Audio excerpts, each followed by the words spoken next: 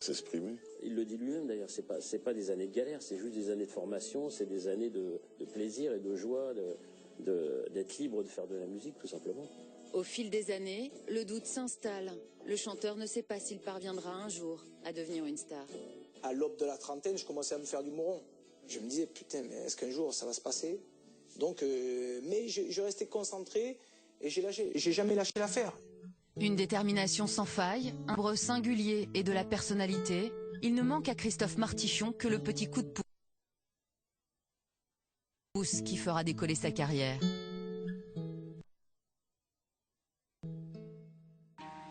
À l'été 2002, Christophe Martichon joue comme tous les ans dans un restaurant sur le port de Bonifacio en Corse. Il y fait une rencontre déterminante. Je suis là-bas et je joue Tracy Chapman et au fond du club il y avait Dovacha avec des potes. Et ce garçon qui chantait dans un anglais un peu spécial, je comprenais pas, après j'ai compris qu'il disait n'importe quoi, avait ce don pour capter l'attention. Et là, moi j'étais un peu fasciné, je regarde et je vais le voir. Et il me dit, écoute, ça fait plusieurs années que je passe ici, que je te vois encore ici. Je te propose un rôle dans la comédie musicale Au Roi Soleil. Et là, avec son accent, il m'a dit, mais t'es fou, moi dans le comédie musicale. Cette opportunité est inespérée, pourtant Christophe Martichon hésite avant de l'accepter. Lui prétendait au rôle du roi, il voulait jouer Louis XIV. Et quand on lui a proposé le rôle de Monsieur, donc le frère du roi, le rôle d'un homosexuel très joyeux, plein de vie, un peu aussi le fou du roi, il a été un peu déstabilisé en disant « Ce personnage est tellement loin de moi, est-ce que ça va pas me coller à la peau ?» On a mis du temps, il a fallu qu'il écoute les chansons, il a fallu le convaincre. Et puis tout le monde n'a pas été unanime, c'était difficile d'imposer Christophe.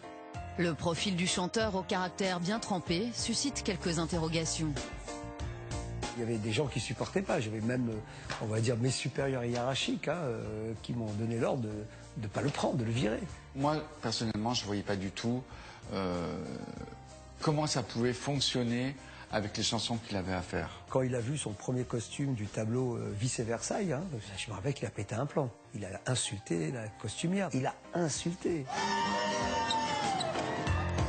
Mais avec sa personnalité extravagante, Christophe Martichon finit par convaincre l'ensemble de l'équipe et petit à petit, il rentre dans la peau du personnage. J'assume tout parce que j'ai un rôle qui me le permet. J'ai un rôle, je joue le frère du roi, le gay, excentrique, j'embrasse des mecs sur scène et j'y vais à fond. Bras dessus et bras dessous, on a sur l'autre dans la bouche.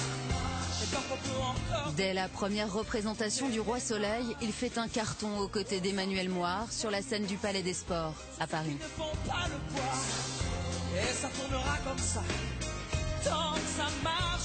Dès les premières minutes de sa présence sur scène, il devenait l'attraction du spectacle et celui qui allait provoquer le bouche à oreille après. Il y avait une liberté, une insolence, une impertinence qui faisait que, bon, évidemment, c'était la vedette. Après 2 ans et 420 représentations, la reconnaissance du public lui permet enfin de concrétiser son rêve.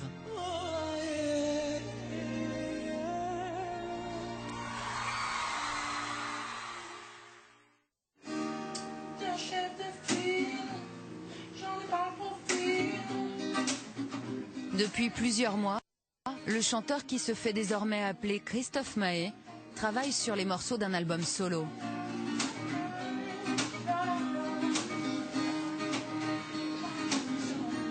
On était en train de travailler sur plein de chansons, et puis on s'attache, c'était une chanson parmi les autres, mais on sentait qu'effectivement il y avait un truc fort dans cette chanson. Et on se disait vraiment, si ce titre-là, il y a le bon texte, ça pourrait être le premier single. Christophe Mahé confie cette tâche à Lionel Florence, parolier du Roi Soleil, et célèbre pour ses collaborations avec Johnny Hallyday ou encore Florent Pagny.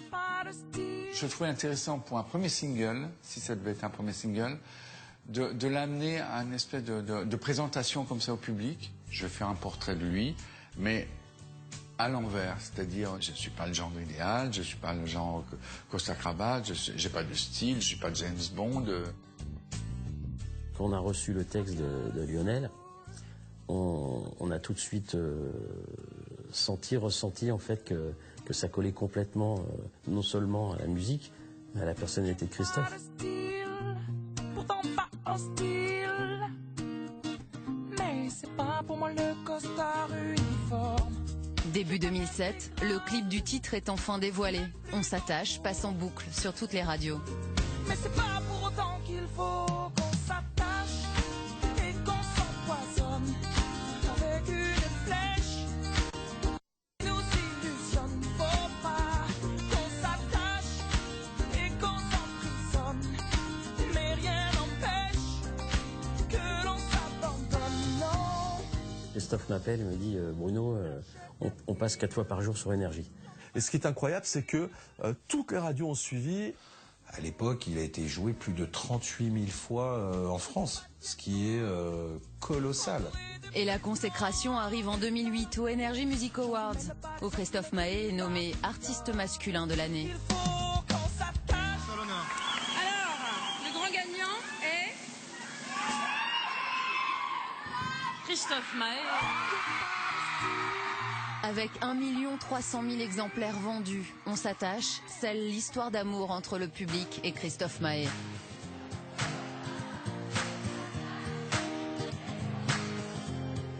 Tout le monde debout, s'il vous plaît. Moi, j'ai toujours rêvé de ça.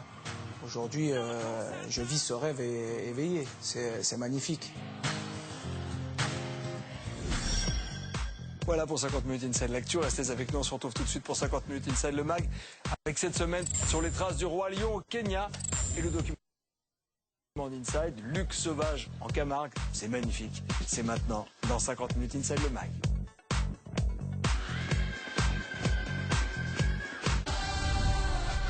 Finale de la Coupe du Monde féminine de la FIFA. États-Unis, Pays-Bas. Demain à 16h50 en direct sur TF1.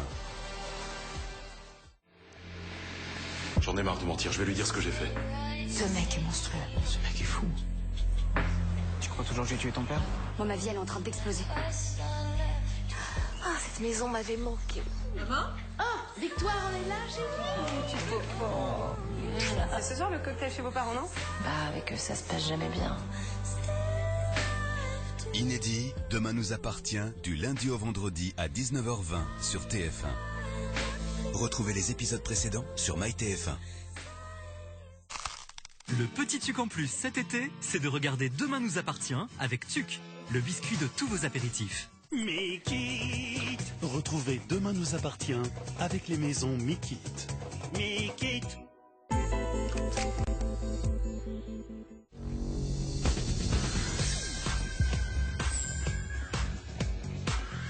C'est le film le plus attendu de l'été. 25 ans après la sortie du classique de Disney, Le Roi Lion, eh bien le film reprend vie avec une adaptation tournée en numérique et signée Jon Favreau, qui est le réalisateur notamment de Iron Man et du Livre de la Jungle. Et pour rendre plus réalistes les paysages de la savane et les animaux, notamment le héros Simba, eh bien les équipes de Disney ont trouvé l'inspiration au Kenya. Nous nous y sommes rendus également sur les traces du Roi Lion, et c'est un reportage de Julie Tomei et Romain Manon. Le jour vient de se lever dans la réserve de Borana au nord du Kenya. Be good is her name, dancing my lion song. Le petit matin est un des meilleurs moments pour observer les animaux de la savane. Tu vois l'impala là-bas? Tu le vois? Ouais. C'est bien ma chérie. À bord, Juliette et Max, un couple d'entrepreneurs anglais, et leurs 2 petites filles de 4 et 2 ans, ne savent déjà plus où donner de la tête. Non, regarde, maman, regarde. Regarde l'oiseau. C'est C'est excitant parce qu'on est dans une immensité et on cherche de petits animaux. C'est génial. Maintenant, on va descendre la colline, faire le tour et voir ce qu'on trouve dans le coin. Le but ultime de leur excursion, suivre la trace des lions. On a entendu des rugissements la nuit dernière près de notre hôtel, alors on va voir si on peut en trouver. S'il est bien caché, pas de doute, le lion est passé par là. Il y a une grosse trace ici et une autre là.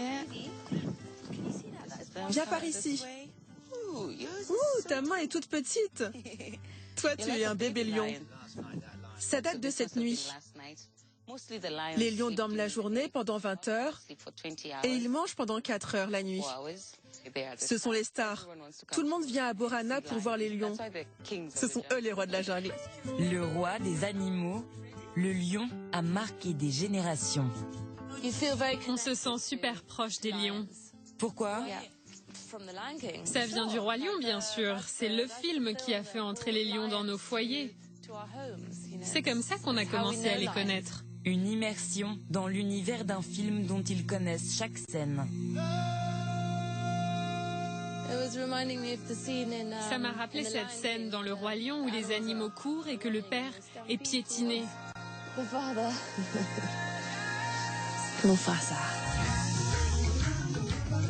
Le Kenya, ses paysages variés et sa faune exceptionnelle ont été la source d'imagination principale du Roi Lion, tant pour le dessin animé que pour le film en réalité virtuelle qui sortira le 17 juillet prochain. Embarquement immédiat pour la savane, à la rencontre des vrais Nala, Simba ou Pumba, et de ceux qui ont fait de cette histoire un phénomène planétaire. Nous vous emmenons sur la terre des lions, au Kenya.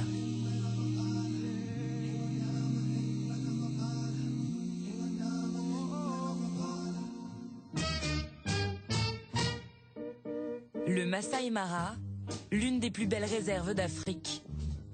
Ses 1500 km² de savane et l'une des plus fortes concentrations d'animaux de la planète ont servi de modèle à James Shinlud, le responsable des décors du nouveau Roi Lion de Disney. Vous m'emmenez ? Oui, je suis super excité, c'est parti. Il nous emmène sur les lieux qui ont nourri sa créativité pour le film, le plus attendu de l'année. Tout ce que tu vois obéit aux lois d'un équilibre délicat. Quand chacun se demande ce qu'il peut gagner, un vrai roi se demande ce qu'il peut offrir. Disney a décidé de réinventer un mythe du cinéma. Un film d'animation entièrement innovant grâce à une réalité virtuelle de pointe. Pour cette première mondiale, il a fallu 2 ans et demi de travail. C'est un lion. On dirait qu'ils font la sieste. C'est comme un jeune Simba, un adolescent. C'est le premier film qui a été tourné en réalité virtuelle. Donc il y a des choses qu'on a fait qui n'avaient jamais été faites auparavant. C'est un peu comme le passage du noir et blanc à la couleur ou du muet au film parlant. Je crois qu'on a dépassé un stade. On a développé de nouveaux outils qui n'avaient jamais été utilisés avant. C'était très excitant de faire partie de ce projet. Les lions se sont endormis. Ce que je dis ne doit pas vraiment être intéressant. Je suis bien réveillée, moi. Ok, ça va alors.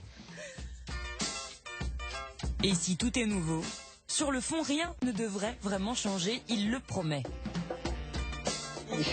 Il y a une énorme pression. C'est un film tellement important pour tellement de gens. On a fait très attention à respecter le film original. Je crois que les gens vont être très excités de voir ce qu'on a fait. Et on espère aussi que l'on va faire découvrir cette histoire à toute une nouvelle génération. L'histoire, vous la connaissez, celle de Simba qui va perdre son père, puis se faire des amis. Un peu gluant, mais appétissant. Avant de tomber amoureux. Un scénario qui doit beaucoup à l'intervention d'un homme.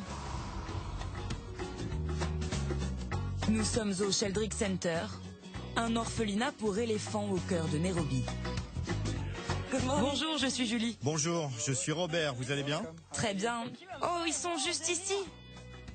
Robert Carr-Hartley se consacre à la protection des éléphants depuis 10 ans.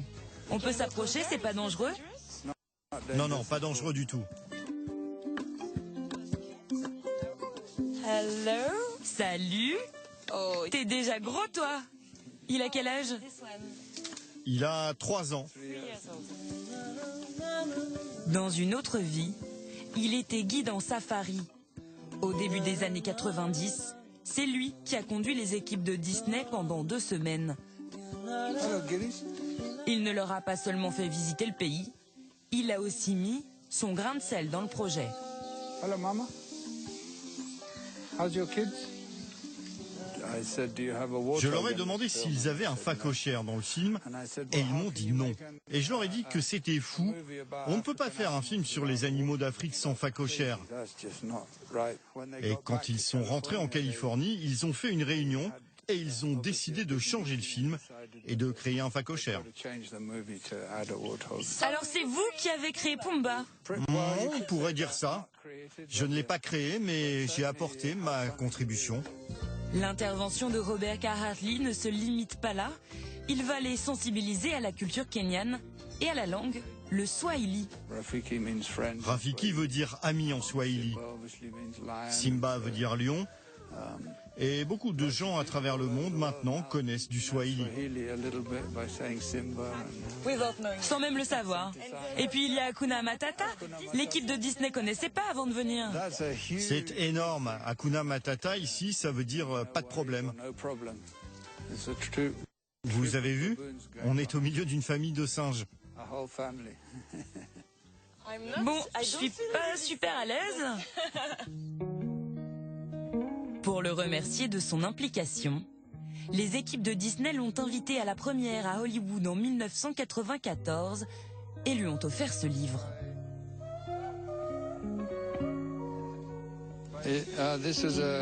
C'est un remerciement de Roger Allais, le réalisateur. Il a écrit « Tu as mis les bons mots dans ma bouche ». Ah oui, c'est ce que Rafiki dit, je me souviens. Pour Robert Carr-Hartley, c'est une fierté. Le dessin animé est très fidèle à la réalité, à quelques détails près. Un des mets préférés du lion, c'est le phacochère. Ah oui, alors Simba aurait mangé Pumba? Dans la vraie vie, oui. Autre chose, un autre animal ne vient pas d'ici. C'est le suricate. Timon, il vient d'Afrique du Sud. Oh non, ils nous ont menti? Oh, je me sens si trahi. À l'époque, personne n'imagine que le dessin animé va devenir un carton planétaire. Le deuxième plus gros succès d'animation de tous les temps derrière Toy Story 3. 10 millions d'entrées au cinéma en France l'année de sa sortie. Le Roi Lion devient ainsi le meilleur ambassadeur du Kenya comme destination touristique.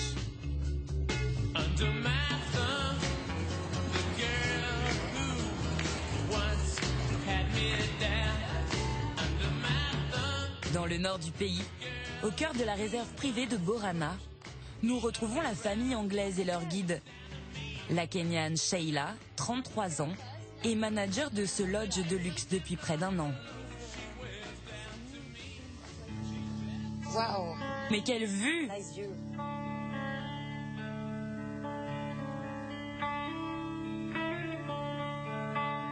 Huit chambres construites à même la roche.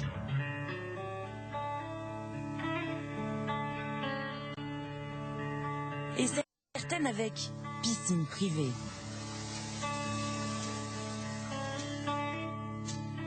Une immersion chic à 600 € la nuit par personne. Ici, le meilleur argument de vente s'appelle Simba. Le Roi Lion nous a porté chance, car il est sorti en 1994 et Borana était tout neuf, donc ça nous a fait une très belle pub. Et avec la sortie du nouveau film, vous sentez déjà un effet? Oui, on sent déjà un effet. Et je pense que ça va continuer dans les prochains mois.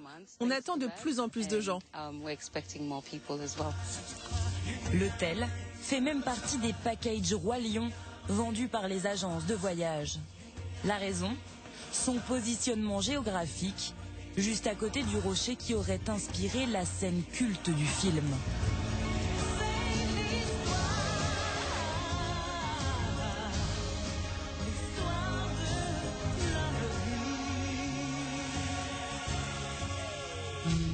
C'est devenu le passage obligé pour les clients de l'hôtel.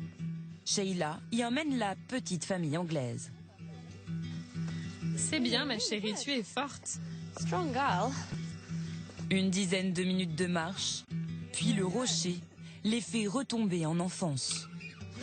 Regarde ça, c'est dingue. Oh là là, mon Dieu.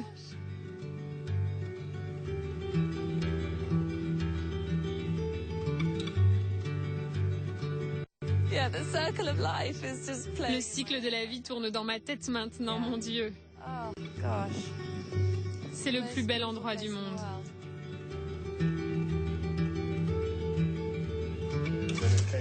Quand le film est sorti, on devait avoir 10 ans. Oui. Ça nous rappelle des souvenirs. On devrait faire ça, non? Ah, vous le faites très bien. Il me faut juste un bébé lion. Dans cette réserve privée de 140 km², le Rocher des Lions est devenu une attraction pour des touristes du monde entier comme pour les locaux. Avant le Roi Lion, cet endroit s'appelait le Rocher des Grenouilles, ou quelque chose comme ça. Et ça a été renommé après le Rocher des Lions. Après le film, tout le monde a voulu venir ici. Et mon frère a même demandé sa petite amie en mariage ici. Elle n'a pas pu refuser, sinon il l'aurait poussée depuis le rocher. Comme Juliette, Max et leur fille, 2 millions de touristes ont visité le Kenya l'an dernier.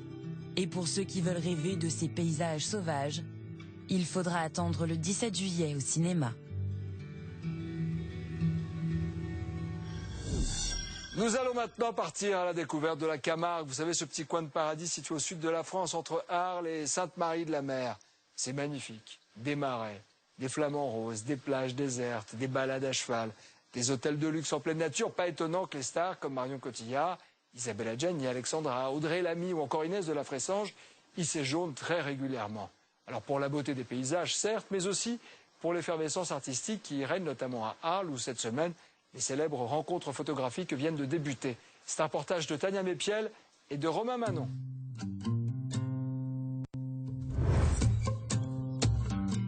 En plein cœur de la Camargue, entouré d'étangs et de taureaux,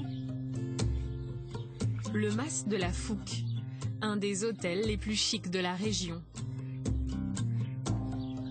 Élodie et Nicolas, ces jeunes mariés qui séjournent ici, vont vivre une des expériences les plus exclusives que propose l'établissement. Waouh, c'est chouette. Ici, on permet aux clients de décoller directement de l'hôtel pour un tour en hélicoptère au-dessus de la Camargue. C'est parti.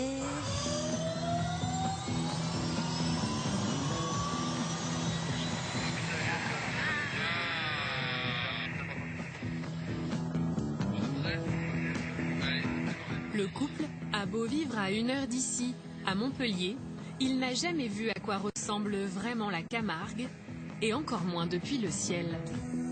Waouh, c'est vraiment magnifique. C'est tellement sauvage.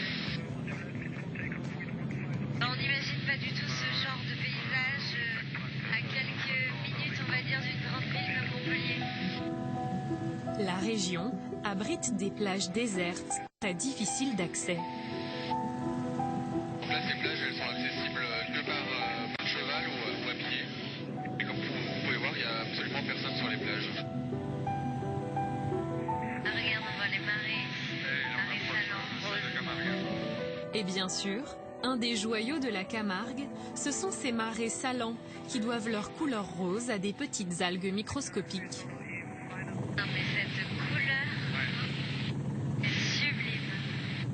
Et c'est complètement irréel de voir une surface rose comme ça.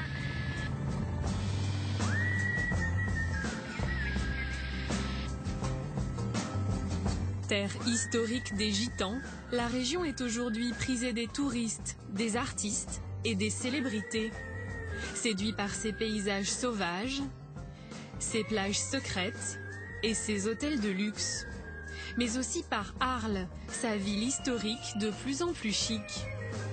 Dans un instant, nous vous emmenons dans les coins les plus méconnus et surprenants de la Camargue.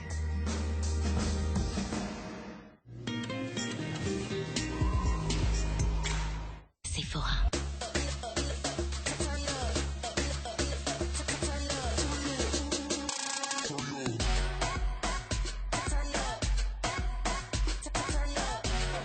Sephora, au cœur de la beauté.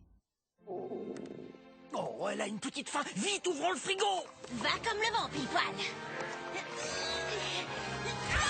Ça, c'est une mission pour Babybel, le super-héros des petites fans. Super cheese. En ce moment, avec Babybel, tentez de gagner un voyage au parc Disney World en Floride et des milliers de cadeaux. Rejoignez l'aventure Toy Story.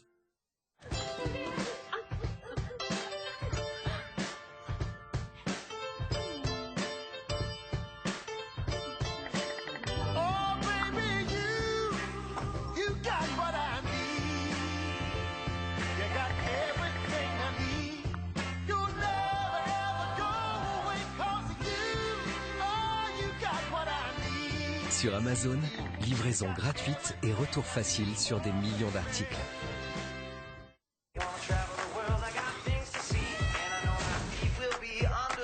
Prêt ?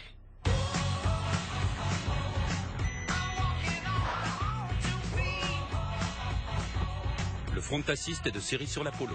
Retrouvez la vôtre parmi un grand choix de polos en stock et disponible immédiatement. C'est super bon, c'est quoi ? C'est au citron corse. Je me suis donné beaucoup de mal pour en trouver.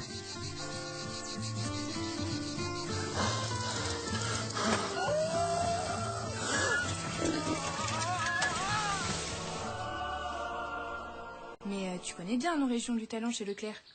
Ben, ils ont la même.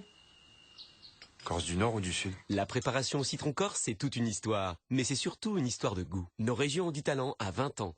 Leclerc. C'est confirmé, les licornes existent. Fake news.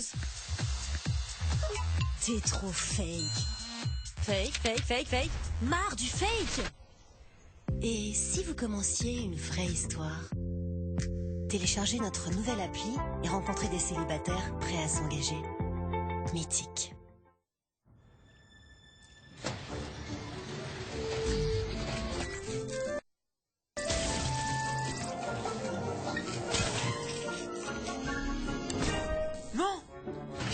Ça serait pas mal qu'on appelle un électricien. Super idée.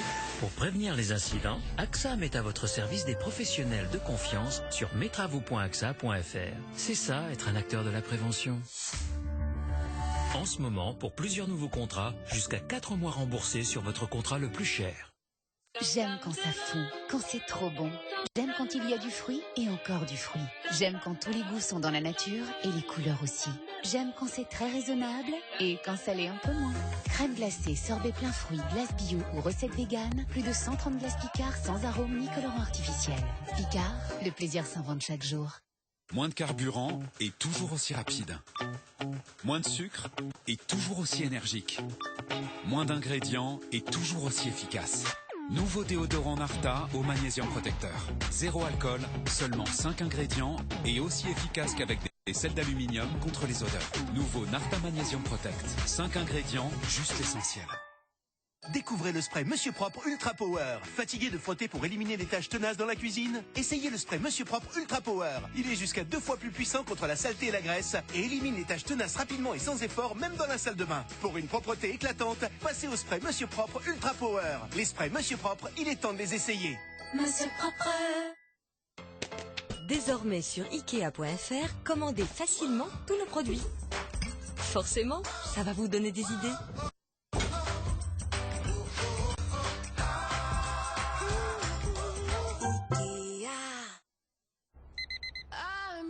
Vous vivez une vie à 200 à l'heure? Pourquoi la compliquer avec une crème dépilatoire? Essayez Vénus Brise. Une tête arrondie et des barres de gel intégrées qui glissent sur vos courbes. Pour des jambes douces et soyeuses, autrement. Découvrez Vénus Smooth Sensitive avec Skin Elixir. 100% douceur, 0% irritation. Pour l'anniversaire de mamie, papy, il a fait un canard à l'orange. T'en fais pas, on va quand même se régaler. Jambon purée à l'orange. Ah bah non, mamie. Erta, le goût des choses simples. Et maintenant, retrouvez encore plus de produits Erta, conservation sans nitrite.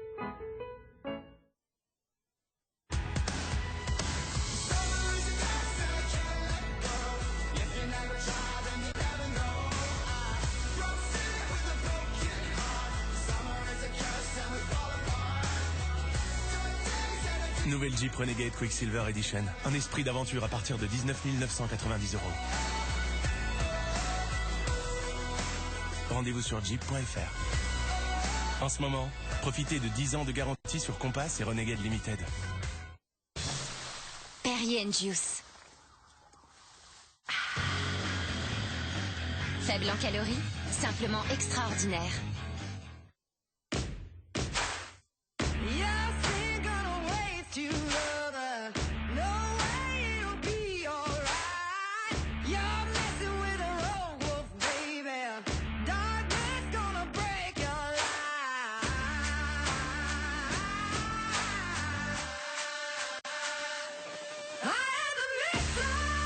Seat lance le sans engagement sur la gamme SUV urbaine. Rendez-vous sur seat.fr.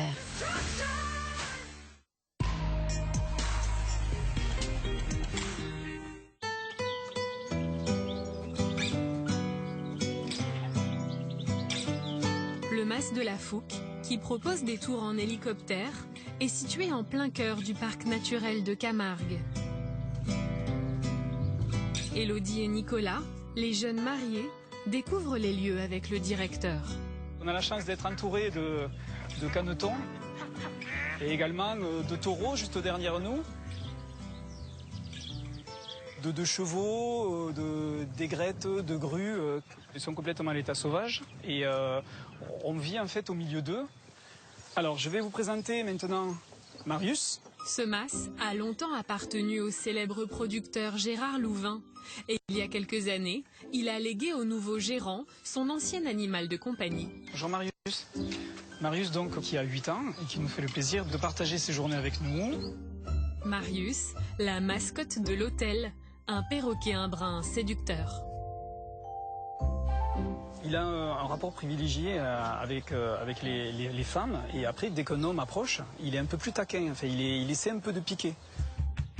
Il y a quelques semaines, Marius séduisait les actrices Alexandra et Audrey Lamy, venues en vacances à l'hôtel, tout comme Isabelle Adjani ou Marion Cotillard. L'hôtel cultive un esprit bohème chic.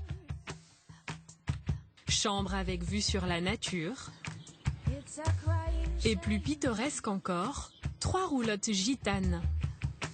Sarah, Marie et Esmeralda, très appréciée de Vanessa Paradis, ou de l'icône de mode Caroline de Maigret, qui en a posté une photo sur son compte Instagram. Et si tout ce beau monde vient ici, c'est aussi pour les excursions que propose l'hôtel. Allez, c'est parti. Donc voilà, là on va descendre le petit Rhône jusqu'à l'embouchure. Et après, je vous amènerai sur les plages du Grand Radeau pour le pique-nique. Ce jour-là, Greg, comme tout le monde l'appelle ici, emmène le couple pour un tour en bateau sur le petit Rhône qui traverse la Camargue. Les berges de cette partie du Rhône sont restées très sauvages. On y croise des chevaux en liberté ou des taureaux qui viennent se rafraîchir. Voilà, on arrive à l'embouchure. Le petit Rhône finit par se jeter dans la mer. Tout près d'ici se trouve la plage déserte sur laquelle Greg va accoster, dans le domaine du Grand Radeau. Il emmène le couple dans son repère, cette cabane de Robinson Crusoe, où il a notamment emmené Alexandra Lamy il y a 3 semaines. Là, on va être très très bien. Ouah, tout en bois flotté, c'est magnifique. 100% nature. La cabane 5 étoiles. Non mais, pure cabane. J'avoue. Il n'y a pas un clou. Le rosé. Greg tient à garder cet endroit secret. Il ne fait pas de publicité et emmène ici les clients de certains hôtels uniquement. Quand il y a du monde qui veut venir, c'est 2 personnes, 4 personnes maximum. Pour que les gens du village soient tranquilles, que les gens de chez nous soient tranquilles, et faire découvrir à quelques gens, mais qu'on goûte. Voilà. C'est un honneur. Merci.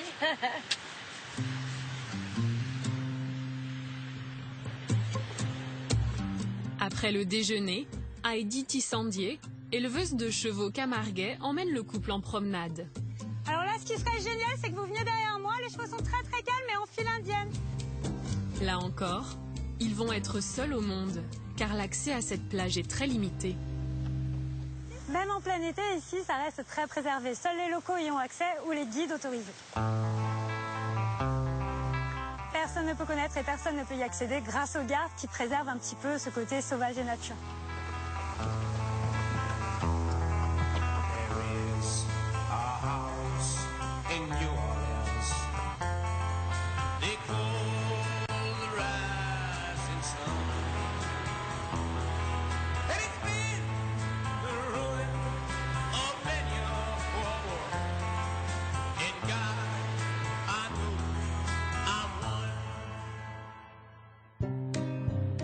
Et aujourd'hui, la Camargue n'attire pas que les vacanciers. Beaucoup d'artistes aussi apprécient ces grands espaces. À quelques kilomètres, le domaine mythique Paul Ricard, fondé par le créateur de la célèbre boisson. Ici, l'homme d'affaires amoureux de la région recevait ses amis, comme Pablo Picasso ou Salvador Dali. Qu'est-ce que c'est beau, on a une belle lumière là. Ce jour-là, 2 amis artistes ont choisi les terres de ce domaine pour photographier leur création. On peut te coiffer? Voilà, tu lui mets, je garde les cheveux, on est beau. Est-ce que là on est bon? Ça va, je sers pas trop? Julie Baldassa et Sophie Ménadier créent des œuvres à partir d'objets précieux, de tissus anciens ou de matériaux qu'elles trouvent en Camargue. Julie imagine notamment ces couronnes, des pièces uniques inspirées des coiffes gitanes. Il y a des toutes petites perles ici, des années 1870, plaquées or. Je les ai trouvées chez un collectionneur américain. Et les sequins verts sont des années 70 aussi. C'est mystique, elles attirent des esprits de la nature. Si on les porte, on a un esprit de la nature qui vient à nous. Et on rentre en transe, voilà, c'est ça. Pour modèle, elle a choisi de faire poser ce jour-là cette jeune gardienne, le nom camarguais des éleveurs de chevaux, une des gardiennes de ce domaine. C'est beau! Ah, j'adore! Et c'est une nouvelle forme d'Amazone camarguaise d'aujourd'hui, avec, voilà, elle a plus son chapeau, mais là, elle a une coiffe, elle a une couronne. La Camargue inspire les 2 artistes. Dans une première vie, Sophie était une attachée de presse parisienne influente avant de s'installer ici il y a 20 ans. Je suis née à Paris, j'ai toujours vécu à Paris, donc je passais de la rive gauche à la rive droite et c'était l'aventure, quoi, tu vois. Quand je suis arrivée ici, je me suis dit, ah ouais, c'est fou, quoi. Il y a une identité sud. La Camargue, c'est une vraie personnalité, quoi. C'est pas une région comme les autres. Ce jour-là, cavaliers et artistes portent tous une paire de bottes mythiques, la botte gardienne, au look de cow-boy. Elle est née dans la région en 1958 et est toujours fabriquée ici, en Camargue.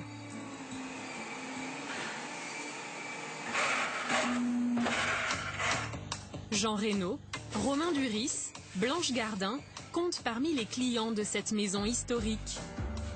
Jean Dujardin aussi, qui a même décidé de porter ses bottes personnelles dans son dernier film Le Daim. Aujourd'hui, entouré de son frère et sa sœur, c'est Julien Agulon qui gère cette institution.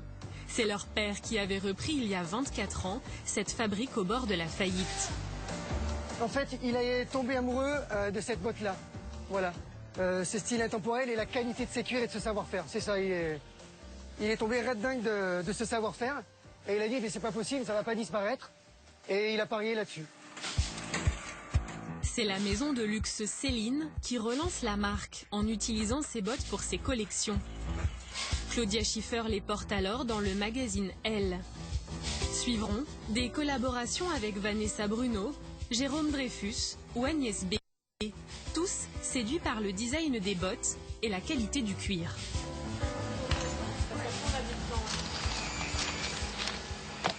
Alors ce cuir-là, il est juste extraordinaire. On considère, nous, que c'est le meilleur cuir du monde, parce que c'est un cuir qui est légèrement gras. Il contient 18 à 20% de graisse.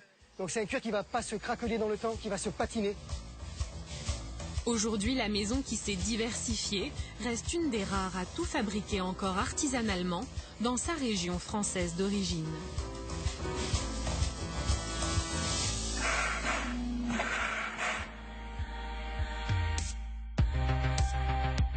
Le milieu de la mode est de plus en plus séduit par la Camargue, ses paysages et ses petites villes comme les Saintes-Maries-de-la-Mer. Éric Bergère y a acquis un petit pied-à-terre il y a quelques années. C'est pour cette raison qu'il a droit, comme quelques centaines de privilégiés, à un accès à cette plage déserte. Ce styliste a travaillé pour les plus grandes maisons de couture, comme Hermès ou Lanvin. Ici, il a trouvé son refuge secret. Je voyage beaucoup, je fais beaucoup d'allers-retours entre Paris, Arles et Tokyo où je travaille 4 fois par an. Donc c'est un endroit où on peut se ressourcer, se taire et écouter la mer.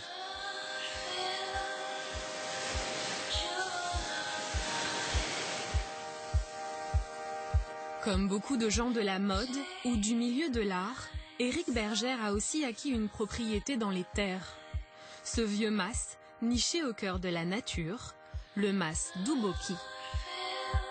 Après des recherches, d'Uboki, ça veut dire du fou ou de l'idiot du village. Enfin, je préfère voilà, dire que je suis dans le mas du fou. Je pense que je suis un peu excentrique, donc oui, je me suis très bien fait à ce nom et que j'aime beaucoup. Ici, le styliste, un brin excentrique, y a installé son atelier.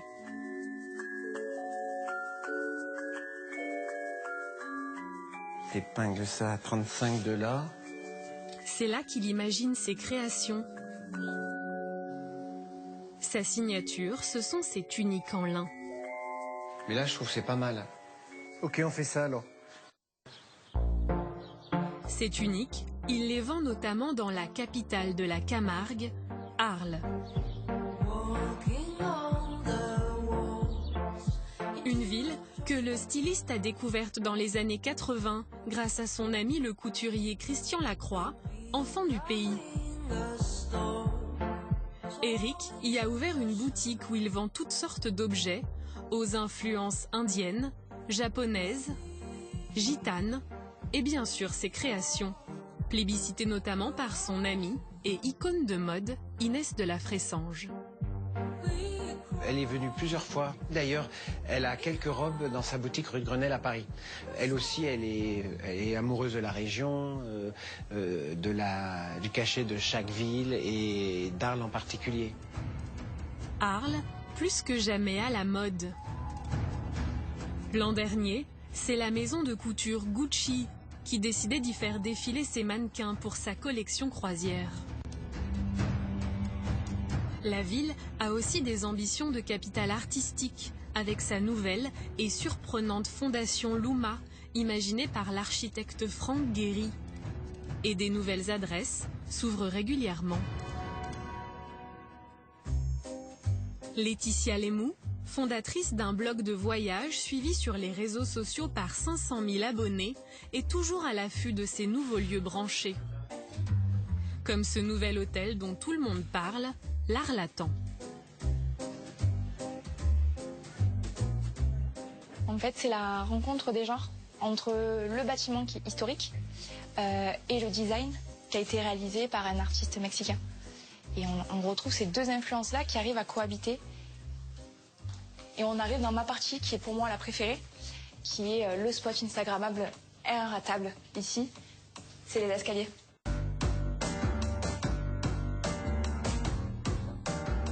C'est amusant parce que c'est complètement atypique. On n'a pas l'habitude de voir ça. Et c'est ce que recherche aussi toute ma communauté. C'est pour ce type d'adresse qu'ils me suivent. Une adresse partagée directement sur son compte Instagram. Et la blogueuse cherche aussi les coins plus sauvages. Ce jour-là, elle a droit à une visite privée de la réserve du Pont de Gau qui abrite 800 flamants roses. Ah, il se tourne.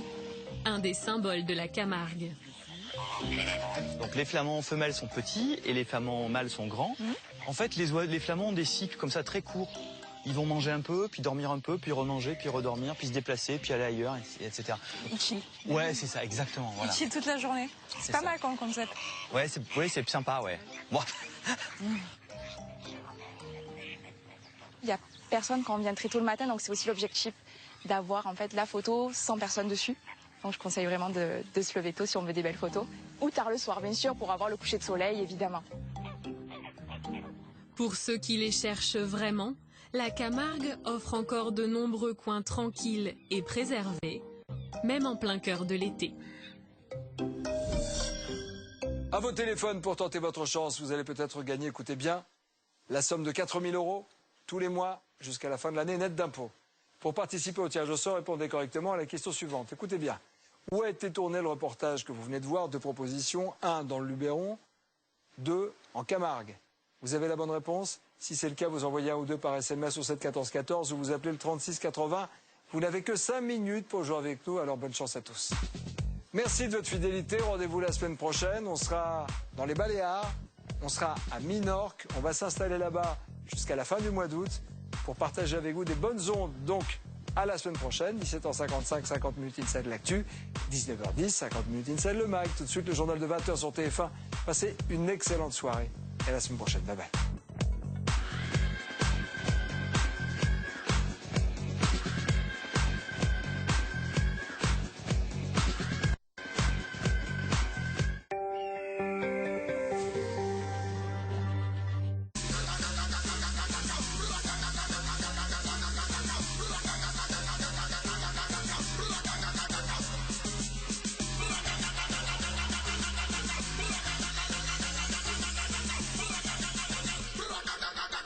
Kenzo World Power, la nouvelle eau de parfum. Il suffit d'une seule attention. Ou d'une seule frappe. D'une seule passe. D'une seule équipe qui vous choisit. Vous. D'une personne qui croit en vous. Tu sais quoi faire. Ce sont tous ces moments qui changent vraiment les règles du jeu. Visa. Everywhere you want to be.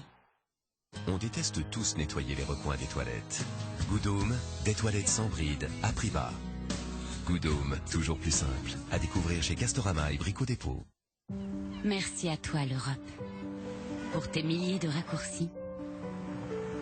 Pour ton trafic, souvent imprévisible. Pour tes routes, pas toujours très confortables.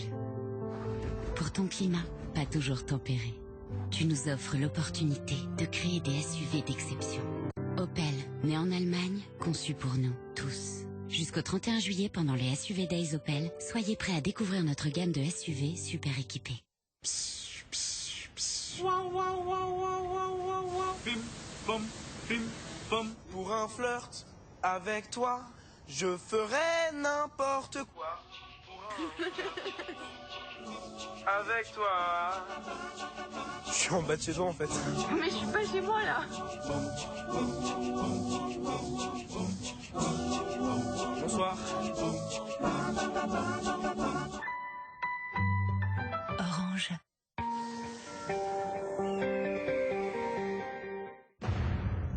Quelque part, au fin fond de l'Afrique du Sud, 11 célébrités larguées dans la jungle. Ouais, ils sont là, tout ça aidé. À la merci de tous les dangers. C'est atroce parce que là c'est ma plus grande frayeur. Et des pires bêtes féroces. T'as une araignée. Face à des épreuves spectaculaires, T'as un truc un peu de l'extrême et ça fait flipper. elles devront mettre leur ego de côté, s'entraider, Personne lâche. se dépasser. Ah, je m'attendais pas à ça. Pour les associations qu'elles défendent. On en veut tous. Oh putain. On va se battre. C'est la chenille qui voudrait pas. Où est-ce qu'elle est la crème solaire? Qui triomphera de la jungle? Qui prononcera la phrase magique? Je suis une célébrité, sortez-moi de là. Mardi à 21h05 sur TF1. Évadez-vous devant votre divertissement avec Bellambra Club, numéro 1 des clubs de vacances en France. Votre divertissement avec Solendro. Solendro.com, le site de sous-vêtements pour hommes. Demain, finale de la Coupe du Monde féminine de la FIFA. La meilleure équipe de tous les temps affronte les championnes d'Europe en titre. Les Américaines ont déjà tout gagné, mais elles ont encore soif de gloire et de records. Oh, l'exploit. Pour leur première finale, les Néerlandaises veulent entrer dans la légende et réaliser un doublé historique. Fantastique! Le bouquet final d'une compétition qui a déjà battu tous les records de popularité. Coupe du monde féminine de la FIFA. La finale, États-Unis-Pays-Bas, c'est demain à 16h50 en direct sur TF1.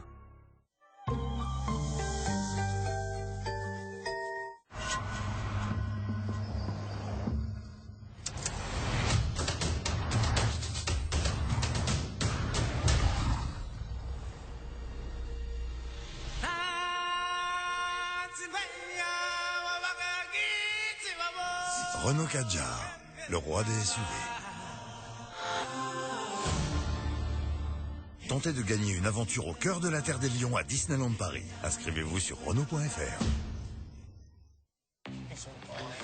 Alors les Léas, encore à l'arrache sur votre devoir? Ouais, c'est bon. Pourtant c'est simple. Non, c'est simple. C'est marrant, lui. Hein. Tiens, oublie. Ouais. Nutella Be Ready, tout le plaisir de Nutella dans une enveloppe croustillante. Je peux en avoir un, les amis? Tu peux, mais tu nous aides pour les maths et la physique. Oh, les maths, ok, mais la physique, c'est dead. C'est quoi? C'est de l'anglais, laisse tomber. Hop. Quand on aura fini. De toute façon, ça, en 5 minutes, ça, c'est plié. Nutella Be Ready, la journée du bon côté. Elles sont bonnes, tes olives vertes. Tu les as trouvées où? Loin. Enfin, en Provence. Hein. Mais attention, pas n'importe où en Provence. Mais tu connais nos régions du talent chez Leclerc. Les olives vertes de Provence, c'est toute une histoire. Mais c'est surtout une histoire de goût. Nos régions ont du talent à 20 ans. Leclerc. Découvrez un mascara adoré des femmes. Mascara Cils Sensationnel de Maybelline New York. Sa brosse aussi taille de picot. Attrape et déploie tous les cils pour un volume effet éventail sensationnel. Cils Sensationnel de Maybelline New York.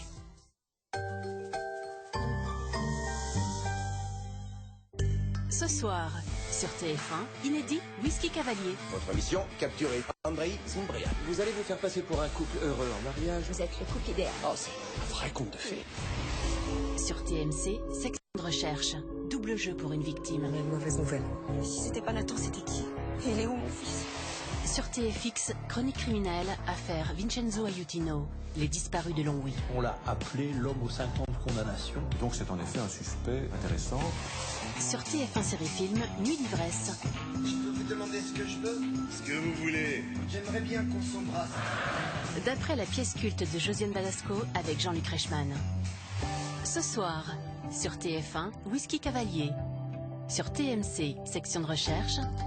Sur TFX, chronique criminelle. Sur TF1 série film, Nuit d'ivresse. Et à 22h, LCI samedi soir, présenté par Damien Givlet. Pour voir ou revoir Ninja Warrior, le parcours des héros, rendez-vous sur MyTF1.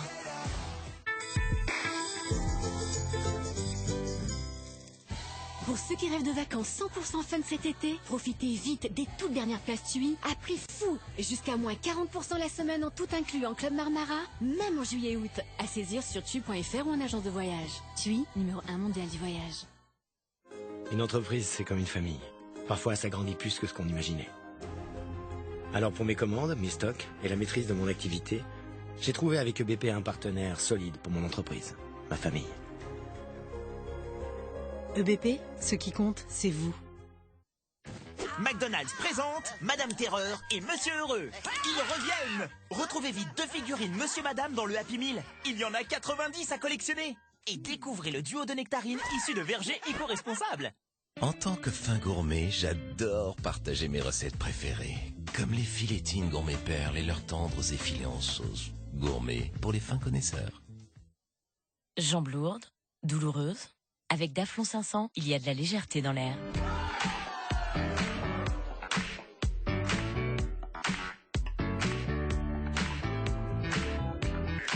Daflon 500, la légèreté dont vos jambes rêvaient.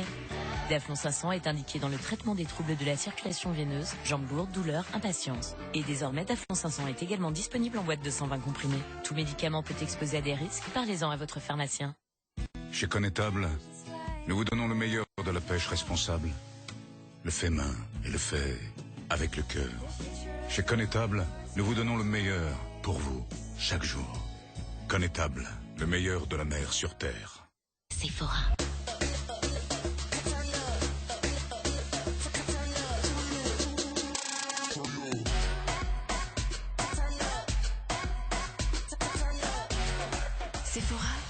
cœur de la beauté. Alors, monsieur Maillard? Ah oui, là j'entends parfaitement. Et puis alors, c'est vraiment discret. Hein. En plus, vous bénéficiez de 40% de réduction. Pardon? Elle dit qu'on bénéficie d'au moins 40%. Et d'une paire de lunettes à votre vue.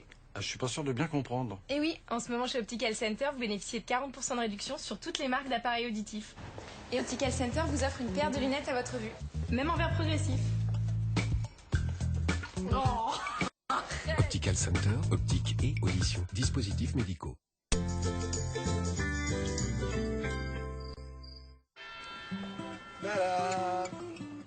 Savourez la météo avec les nouvelles billes au délicieux cœur de thon de Saint-Moré Apéritif.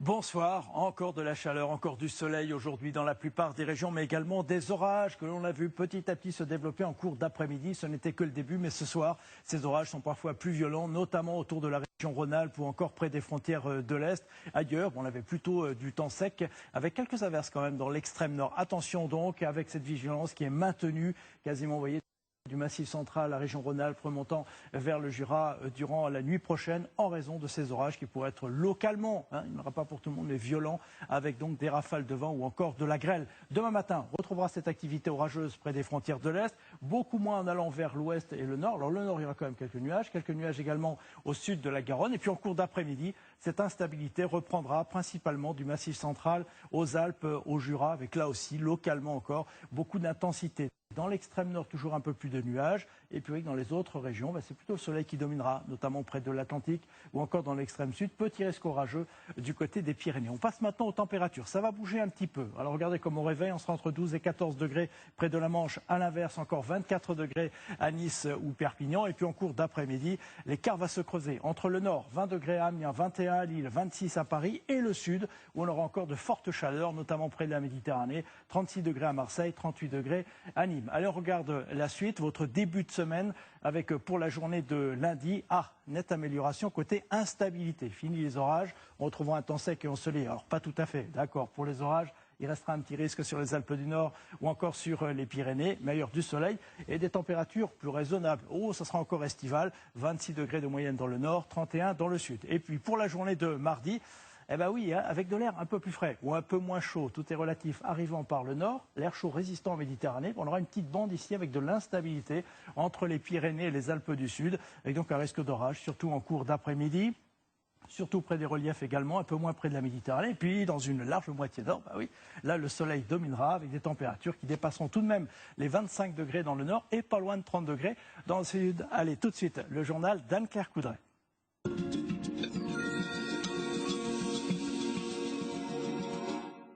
C'était la météo avec Saint-Moré Apéritif.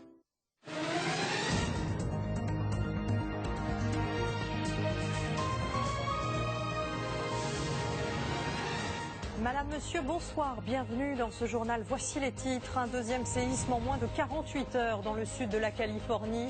La région est située sur une zone de faille. Les habitants craignent de nouvelles secousses. Nous tenterons de comprendre le sens de ces phénomènes si rapprochés. La chaleur qui continue de peser sur nos quotidiens. Sécheresse décrétée dans certains départements avec restriction d'eau, même pour les agriculteurs. Dans le sud de la Méditerranée, elle a atteint 28 degrés avec des effets sur la faune et la flore. Combien faudra-t-il de victimes pour que les choses changent enfin? 74 femmes sont mortes depuis le début de l'année sous les coups de leurs conjoints. Les associations demandent pourtant des mesures concrètes qui ont fait leurs preuves à l'étranger. Dans ce journal également, nous vous emmènerons en haut du Nanga Parbat au Pakistan, à plus de 8000 mètres d'altitude. Surnommée la montagne tueuse, elle attire de plus en plus d'alpinistes, dont, vous le verrez, des Français. Et puis en l'an 79, la lave du Vésuve avait figé à jamais la beauté des maisons de Pompéi. Une nouvelle partie du site vient d'être mise au jour avec des peintures étonnamment intactes. De quoi imaginer la vie sous l'Empire romain. En Californie, la terre a donc tremblé pour la deuxième fois en moins de 48 heures. Les séismes n'ont pas fait de victimes, mais leur puissance a de quoi inquiéter.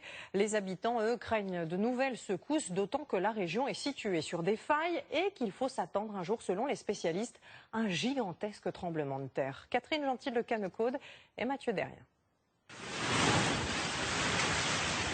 Le bruit était presque aussi impressionnant que les secousses lorsque la terre a une nouvelle fois tremblé en Californie. Un des employés de ce magasin ordonne à ses collègues de se précipiter à l'extérieur.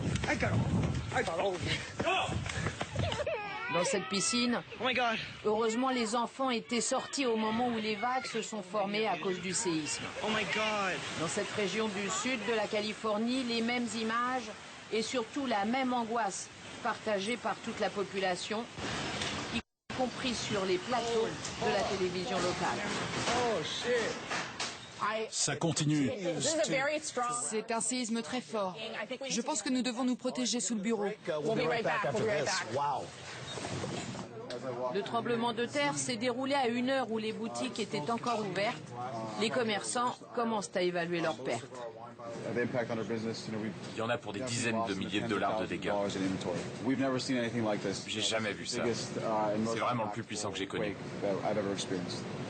Le séisme s'est produit sur la faille de Garlock, près de la ville de Ridgecrest. Mais tout le monde redoute bien sûr le Big One, séisme dévastateur qui devrait avoir lieu un jour sur la faille de San Andreas et qui pourrait détruire une partie de Los Angeles et San Francisco. Cette fois-ci, les dégâts ont été finalement limités et surtout, il n'y a eu aucun mort. Nous continuons de rassembler tous les renseignements possibles. Nous utilisons notamment des hélicoptères dans ce but. À la suite de ces deux séismes en 2 jours, il pourrait y avoir des répliques encore plus violentes car les plaques tectoniques continuent de bouger. Les spécialistes évaluent d'ailleurs à 50% le risque d'un nouveau tremblement de terre au moins aussi puissant dans la semaine qui vient. Et puis regardez maintenant ces images très impressionnantes qui viennent de nous parvenir, tournées à l'autre bout du pays, sur la côte est, cette fois en Floride. Une énorme explosion de gaz a eu lieu dans un restaurant d'une zone commerciale. Une salle de gym a été particulièrement touchée. Les médias parlent pour l'instant d'une vingtaine de personnes blessées, dont certaines dans un état grave. Les États-Unis qui sont aussi confrontés à un autre phénomène étrange, climatique cette fois. Jeudi dernier, vous le savez, le record de chaleur a été battu en Alaska. Une chaleur qui s'est installé depuis avec plus de 30 degrés quand il en fait moins de 20 normalement en cette saison. Michel Isard. Dans notre imaginaire, l'Alaska est associé au froid, mais la fraîcheur ne se trouve plus que sur les peintures murales.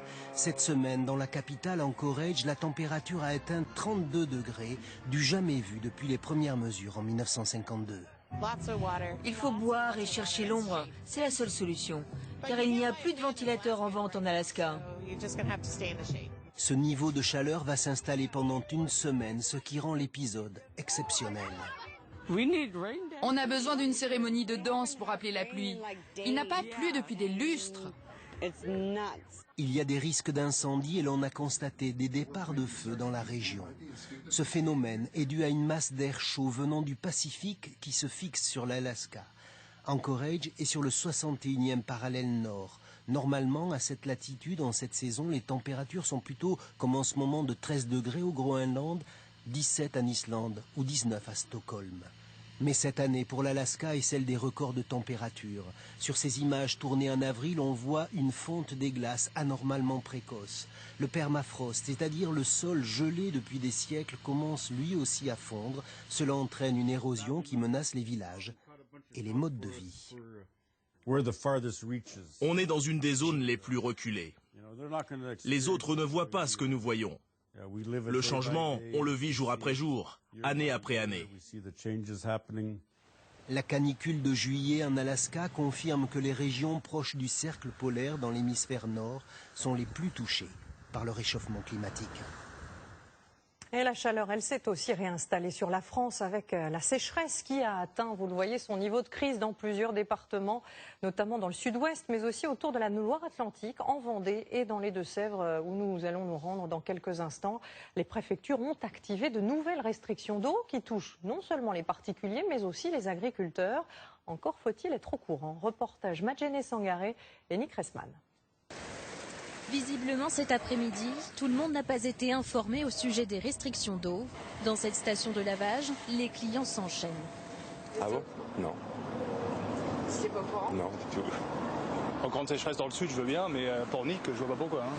Laver sa voiture est pourtant interdit, car la Loire-Atlantique a atteint le niveau crise, le plus haut seuil d'alerte. Mais même dans le département voisin, les habitants rencontrés ne semblent pas avoir changé leurs habitudes.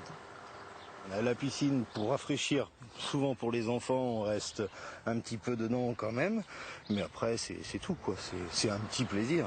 On arrose on récupère l'eau de la pluie qu'on stocke dans cette cuve et avec des arrosoirs, on va ensuite arroser donc tout ce qui va être plantes, potager. Les réserves en eau sont pourtant très faibles et cela devient problématique, notamment en agriculture. On voit des seuils d'alerte, rouge, orange. Et on voit qu'il y a des agriculteurs qui sont interdits d'irriguer déjà la journée, même peut-être demain. Alain est éleveur bovin et producteur céréalier. Par chance, il peut compter sur cette réserve. L'eau qu'il y a derrière moi, c'est mon assurance récolte, mais c'est aussi l'assurance de l'exploitation en fait. C'est ce qui permet de sauver des cultures, puisque bon, c'est sec. Son champ de maïs est préservé. En revanche, ce ne sera pas suffisant pour sauver ses herbages. C'est tout sec, ça a grillé sur place en l'espace de 10 jours, alors qu'il y a 10 jours c'était encore vert. Alors ouais, c'est de la paille. Ces bêtes souffrent de la chaleur, n'ont plus d'herbe dans les prés. Il entame son fourrage à peine récolté avec 2 mois d'avance. Pour l'instant, la situation n'est tout de même pas comparable à celle de 2003. Dans le sud, vous allez le voir, les eaux de la Méditerranée elles, ont atteint les 28 degrés. Alors certains vacanciers vont sans doute trouver cela très agréable, mais cette température a aussi des conséquences sur la faune et sur la flore. Baptiste Guénet et Frédéric Mira sur place. Aucune difficulté à se mettre à l'eau.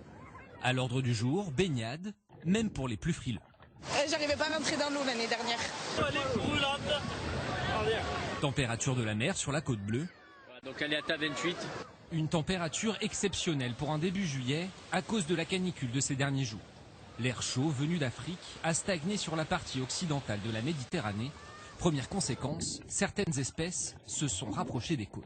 Il y a un rapproché aussi de méduses par vague en fait. Donc on en a eu la semaine dernière. Et sur une journée, on a fait une trentaine ou une quarantaine de piqûres. Ces plongeurs expérimentés les avaient croisés dans le port de l'Estac.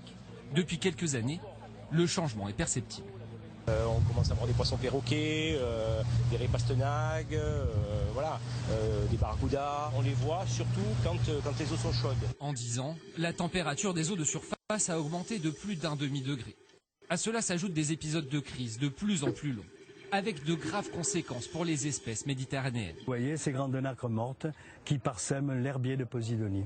Grandes nacres, corail rouge ou encore mérou pourraient être amenés à disparaître. Tous les organismes sont affectés et ils sont affectés par une foule de parasites, de virus, de germes qui sont en dormance dans le milieu et qui, avec l'élévation de température, explosent. La Méditerranée, une grande baignoire dans laquelle les effets du réchauffement climatique sont exacerbés.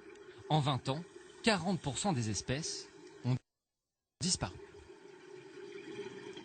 Eux devront attendre un peu avant de se sentir vraiment en vacances. Quelques 103 000 candidats au bac vont devoir repasser le rattrapage à partir de lundi.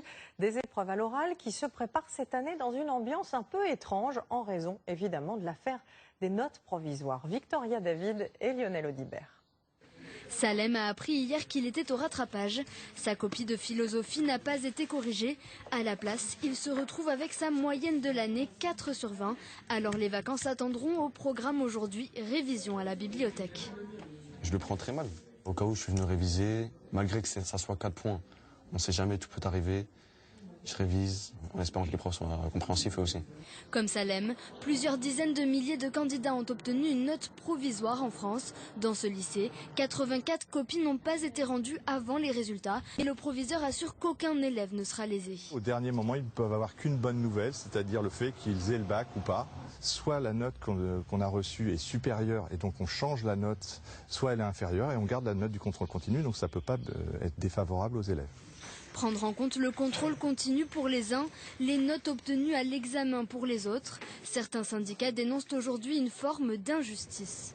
Il y a des vraies ruptures d'égalité entre des enfants et clairement il y en a qui vont devoir refaire leur terminale et d'autres pas parce qu'ils n'ont pas été traités de la même façon. Donc nous on s'attend ici à la FCPE d'avoir des parents qui fassent des recours juridiques parce que clairement il y a une rupture d'égalité de traitement. Des recours administratifs pourraient être pris à titre individuel par les familles des candidats concernés dès mardi prochain. Combien faudra-t-il de victimes pour que l'on protège enfin les femmes battues? Depuis le début de l'année, 74 d'entre elles ont été tuées par leurs conjoints, dont 3 depuis le début de la semaine. Un collectif d'associations a organisé une manifestation cet après-midi avec, vous allez l'entendre, des mesures très concrètes demandées directement au pouvoir public. Gwenaëlle Bellec et Corinne Magne. 74 secondes de silence pour les 74 femmes tuées par leurs conjoints depuis le début de l'année. Ces associations réclament des mesures d'urgence, car ce sont souvent les mêmes récits, des plaintes à répétition, sans suite, comme pour Julie, tuée il y a 4 mois. Son amie témoigne. Julie a été assassinée le 3 mars 2019 en Corse sous les coups de son conjoint. Elle avait porté plainte 6 fois au commissariat et la veille de son meurtre, elle avait alerté que son conjoint avait une arme. On demande des mesures d'urgence et pas dans 3 mois. Car le système ne fonctionne pas. Le collectif réclame l'enregistrement systématique des plaintes, leur instruction rapide, des policiers et magistrats mieux formés et des mesures de protection systématiques pour les femmes victimes avant même le procès. Ces ordonnances de protection, ça permet d'éloigner le conjoint violent et de garantir la sécurité de la victime. On a aujourd'hui 3000 demandes d'ordonnances de protection en France. À peine la moitié sont acceptées par la justice. Pour l'instant, le bracelet électronique d'éloignement n'est pas utilisé. Il pourrait l'être sans attendre la condamnation de l'auteur. Le recours au téléphone grand danger est trop faible. Enfin, il manquerait 2000 places en foyer d'urgence. Pour ce magistrat, l'arsenal législatif existe, mais les mesures, dit-il, ne sont pas appliquées. Sur le terrain, vous avez des gens qui bloquent parce qu'ils n'ont pas de conscience professionnelle, parce que ça les fatigue de prendre une plainte, parce qu'il y a des procureurs qui pensent qu'il y a d'autres contentieux prioritaires. Et c'est à cause de cette indifférence-là, voyez-vous, qu'il y a des femmes qui terminent sur des tas d'autopsies, et ça, c'est pas supportable. Beaucoup citent l'exemple de l'Espagne, qui, elle, a généralisé toutes ces mesures. Le nombre de femmes tuées y a baissé de 40% en 10 ans. 47 victimes l'an dernier. En France, 130 victimes. Je vous propose à présent de partir en Corée du Sud, où le nombre de bébés abandonnés a augmenté ces dernières années, ce qui est rarissime pour un pays développé. La faute à une loi de 2012. Elle oblige les parents à donner leur identité s'ils veulent faire adopter leur enfant. Certains les laissent donc directement dans la rue. Une association a donc installé une boîte devant sa porte avec évidemment toutes les questions morales que cela pose. Reportage à Séoul de Gabin Télène et Constantin Simon. Un quartier populaire de Séoul et une petite boîte qui fait polémique. Chaque semaine, 3 à 4 nourrissons sont abandonnés dedans par des mères en détresse. Voici la fameuse boîte à bébé. Une boîte miraculeuse, la boîte de la vie. En près de 10 ans, de 2010 à aujourd'hui, elle a sauvé 1558 bébés et les a mis en sécurité. La boîte est chauffée, l'abandon anonyme. Lorsqu'un bébé est déposé comme dans ces images de vidéosurveillance, une alarme prévient les bénévoles à l'intérieur du refuge. En quelques secondes, l'enfant est récupéré. T'es trop mignon. C'est incroyable. Voici le dernier venu, âgé d'à peine 2 semaines. Il est arrivé hier. Un bébé miraculé, comme 6 autres actuellement dans le refuge. En Corée du Sud, l'avortement est illégal. L'accouchement sous X n'existe pas. La honte règne sur les femmes qui enfantent hors mariage. Et malgré le développement du pays, les abandons d'enfants se multiplient. Une nuit glaciale de 2007, j'ai trouvé un bébé abandonné devant ma porte. Cela aurait pu tourner au drame. Depuis trop longtemps, exposé au froid, il était en hypothermie, dans un état critique. Je me suis dit qu'un jour, cela pourrait mal tourner. C'est pour éviter ce genre d'accident que j'ai créé la Baby Box. Pendant plusieurs jours, les membres de cette communauté religieuse tentent de retrouver la mère de l'enfant, pour la convaincre de le reprendre. Mon Dieu, faites que cet enfant grandisse bien, qu'il reste en bonne santé. Dans ce pays chrétien, la boîte à bébé fait polémique. Au cœur de la fronde, un autre révérend, qui dirige depuis 16 ans une association pour aider les adoptés à retrouver leurs parents. Pour moi, c'est un système horrible. Une personne privée, n'importe qui, installe une boîte et donne aux gens la possibilité d'abandonner leur enfant. C'est un lieu qui encourage les abandons d'enfants. 2 jours plus tard, retour au refuge. Le pasteur n'a pas réussi à convaincre la jeune mère de récupérer l'enfant qui venait d'arriver. Confié à des fonctionnaires, il passera une visite médicale, puis intégrera un orphelinat. On va maintenant revenir en France avec ce fléau qui ne cesse de croître ces derniers mois dans toutes les grandes villes. Les vols à la tire sont devenus préoccupants, notamment dans les transports en commun, à tel point que plusieurs communes se sont dotées de brigades policières spécialisées.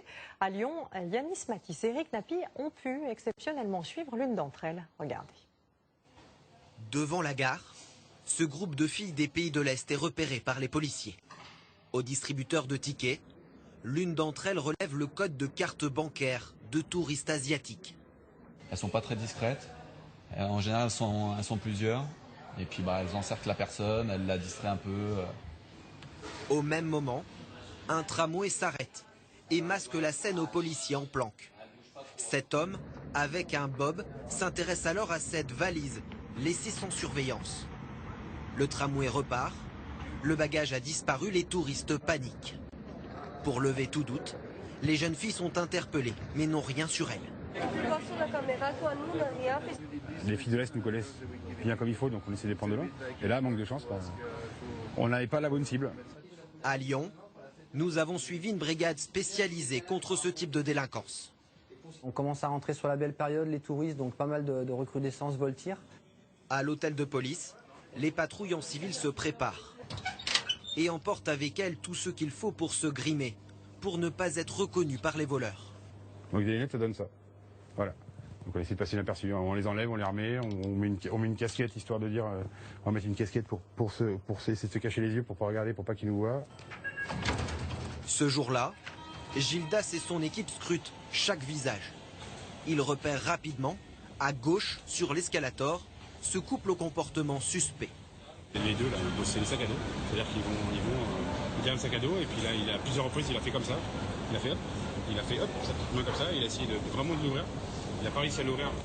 C'est des comportements qu'on connaît un petit peu.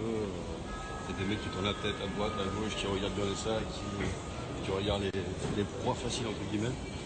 Chaque jour, 1 800 000 voyageurs empruntent les transports en commun lyonnais. Autant de tentations pour les pickpockets, toujours mieux organisés.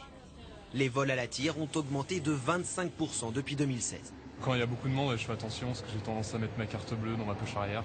Mon téléphone portable est dans ma poche arrière et il y a un monsieur qui m'a prévenu qu'il dépassait un peu et que je risquais de me faire voler. Les jeunes pickpockets travaillent seuls ou en groupe et saisissent chaque opportunité. Il y a beaucoup de femmes qui se promènent avec les sacs grands ouverts, le téléphone posé juste comme ça dans le sac, le portefeuille. Donc bon, c'est du pain béni. Hein. Les policiers peuvent aussi s'appuyer sur l'aide de 7000 caméras de vidéoprotection. Et tout est géré ici, au poste central.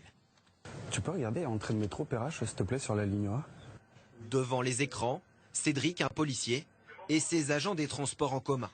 Ils visionnent en temps réel tous les couloirs et toutes les lignes. Moi, les gens qui vont m'intéresser, c'est ceux qui vont stagner au niveau du distributeur, qui vont se positionner sur les côtés ou derrière, et puis voilà, qui regardent les gens payer, acheter. Des voleurs qui déclarent le plus souvent être mineurs. Ils agissent ainsi en toute impunité. Les personnes qui pilotent ces réseaux connaissent bien les rouages de notre justice, ou en tout cas de notre arsenal juridique. Se dire mineur de moins de 13 ans, c'est quelque part se protéger d'éventuelles poursuites pénales. L'an dernier à Lyon, plus de 600 personnes ont été interpellées pour vol aggravé et vol à la tire dans les transports en commun. C'est une boisson dont la consommation avait reculé pendant des décennies. La bière a de nouveau la cote et on le doit notamment grâce aux brasseries artisanales. Leurs produits offrent une plus grande qualité, c'est vrai, mais aussi une personnalité très recherchée par les clients. Et le nombre de producteurs aurait d'ailleurs doublé depuis 2015. Enquête Valentin Després, Gilda Falin et Thierry Hackett. Dans cette ancienne briqueterie du Nord, c'est jour de fête. À 40 ans, Michel Leport, ancien ingénieur automobile, a décidé de changer de vie. Il est désormais artisan brasseur. Au bout de sa tireuse, une bière blonde et une bière ambrée bio qui font déjà l'unanimité. Il est excellent, très bon. On verra bien, mais bon, nous on apprécie. 2 ans de travail, 200 000 € investis dans ces cuves. Pour cet enfant du pays, la bière c'était une évidence. J'ai eu l'occasion de le brasser pour essayer, de retrouver un métier qui est pour fabriquer des produits du terroir, en contact avec les gens, la région.